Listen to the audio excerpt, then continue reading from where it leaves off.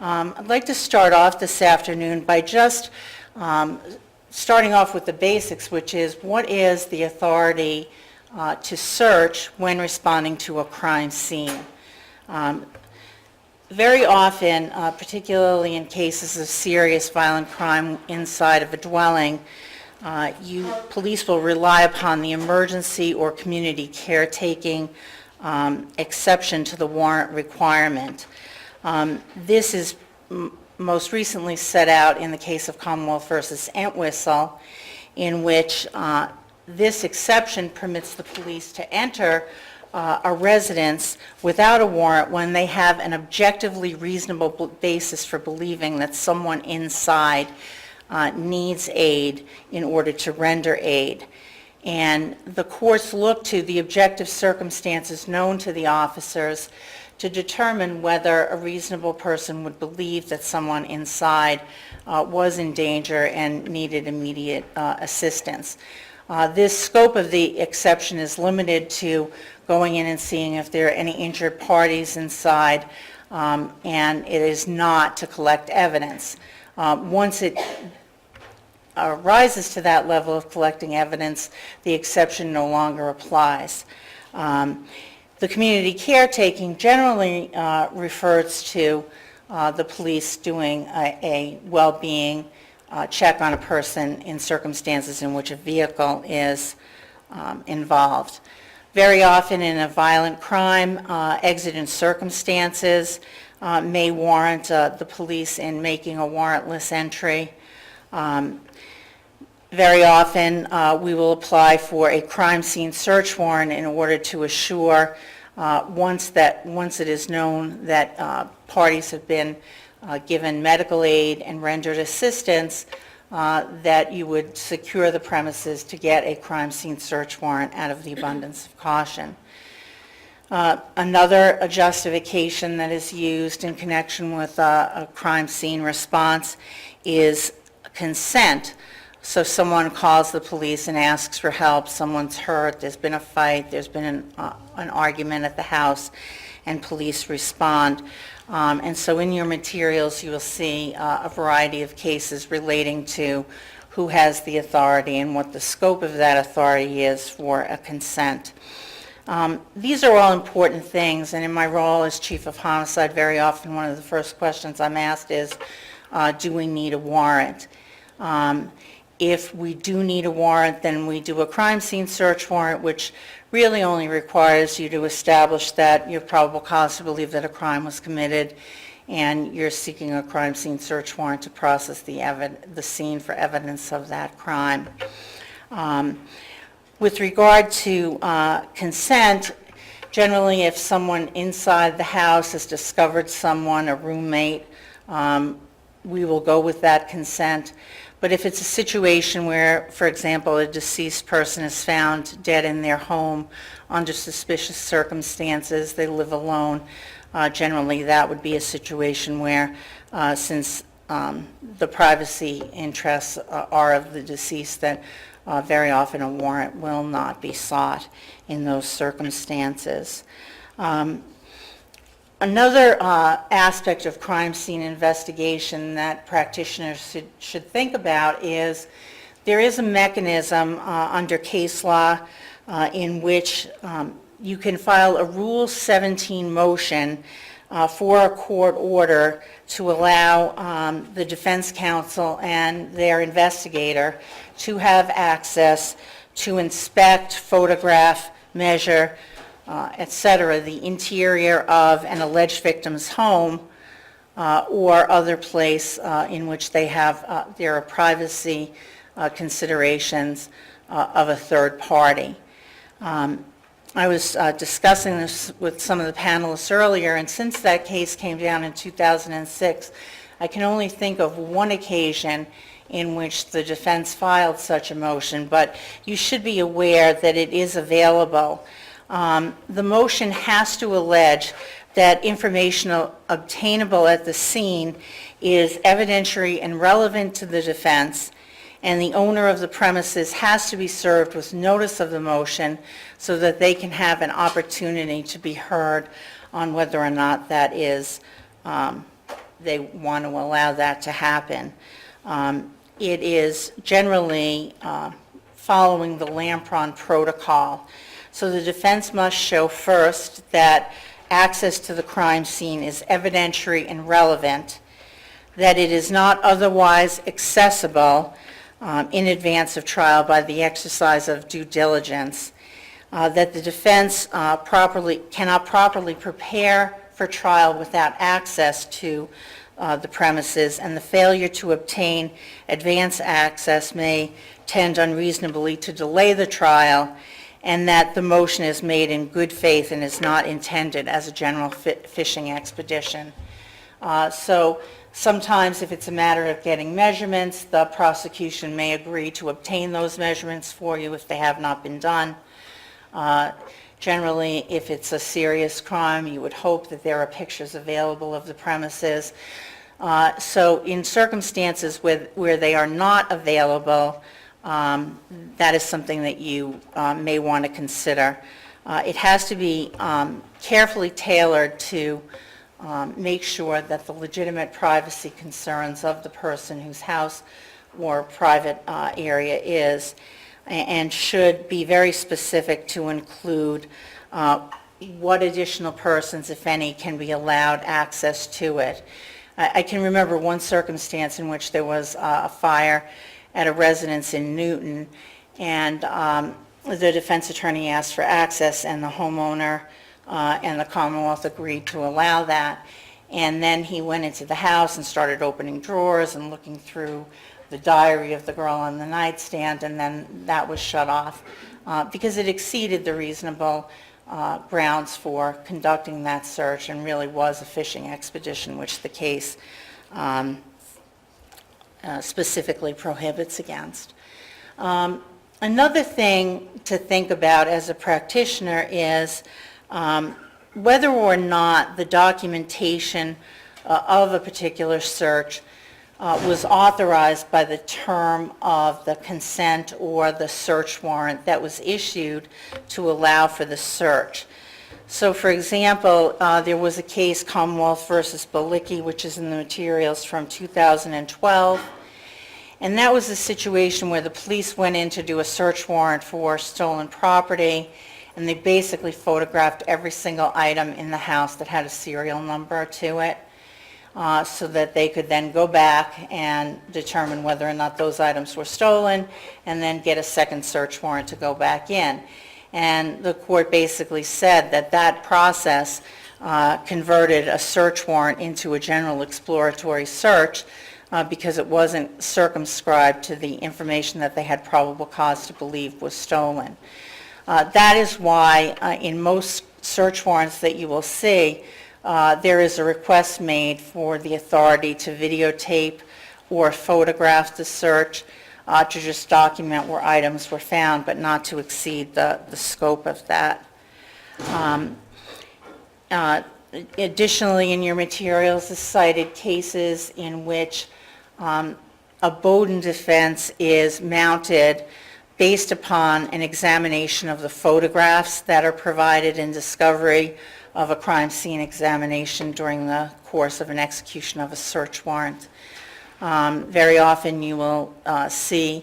in the photographs that a crime scene is processed in layers, so that you may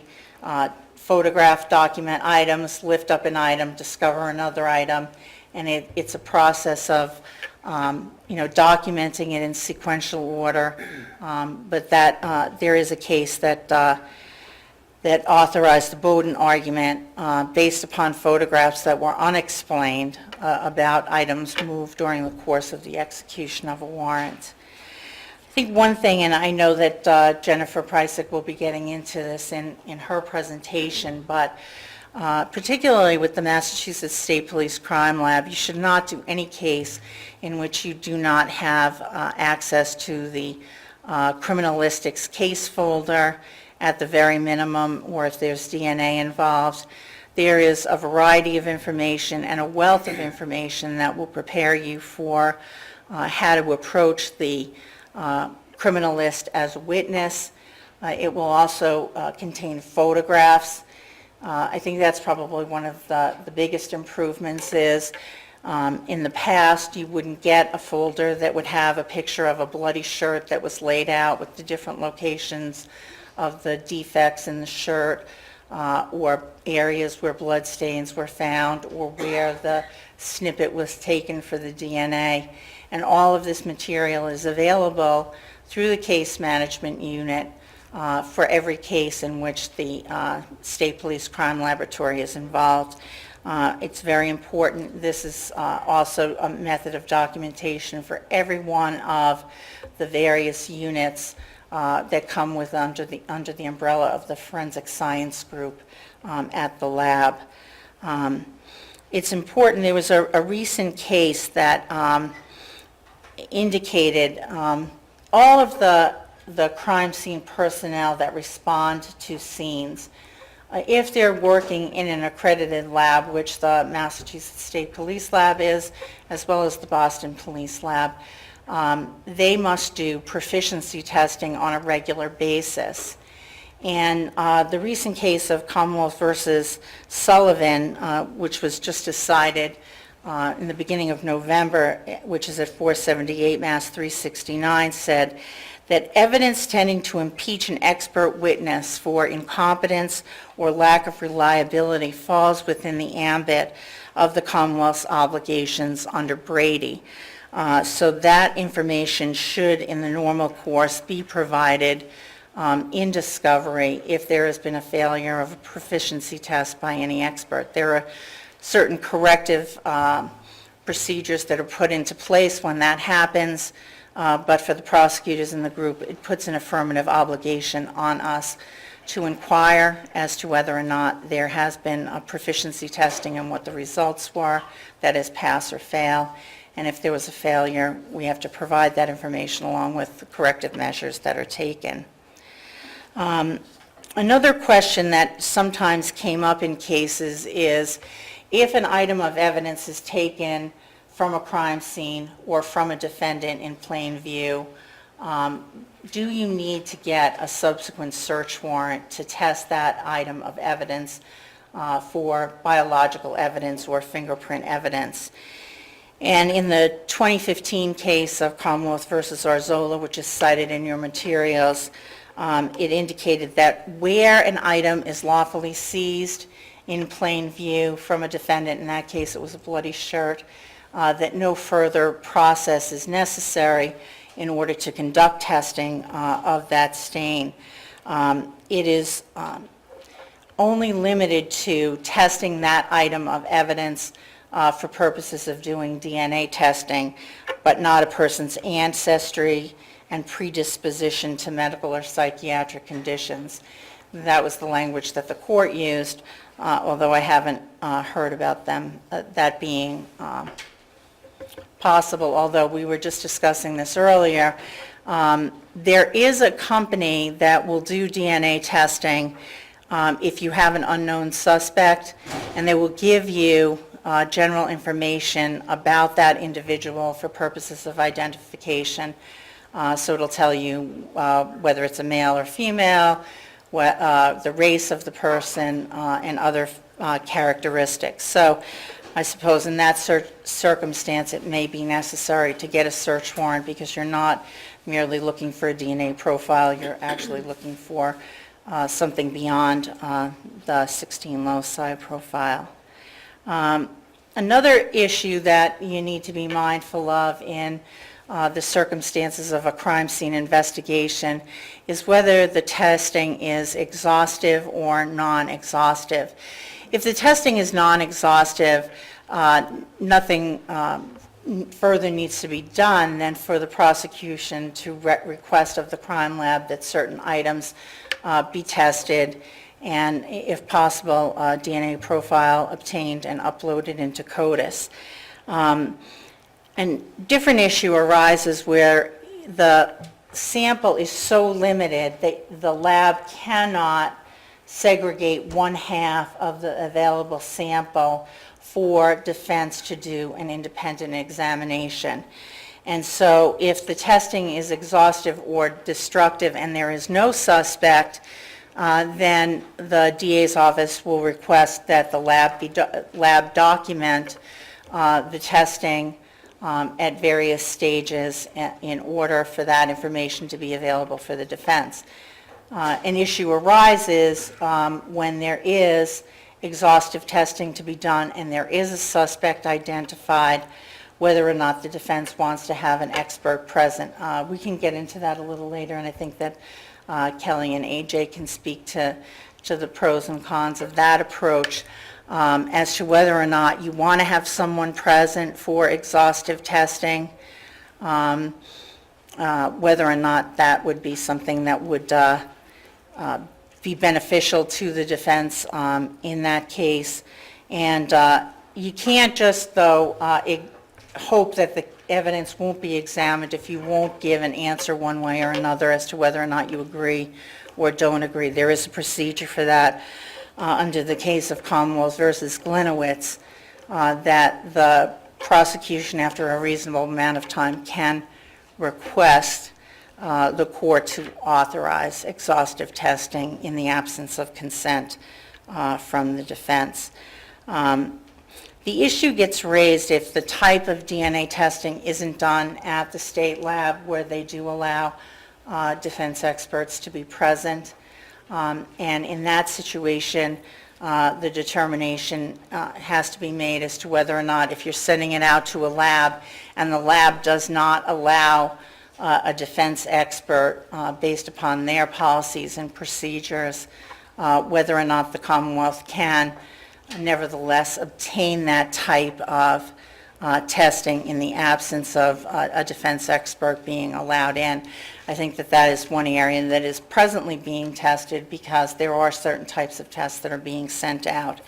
But there are certain, as I say, legal issues that you want to think about when you're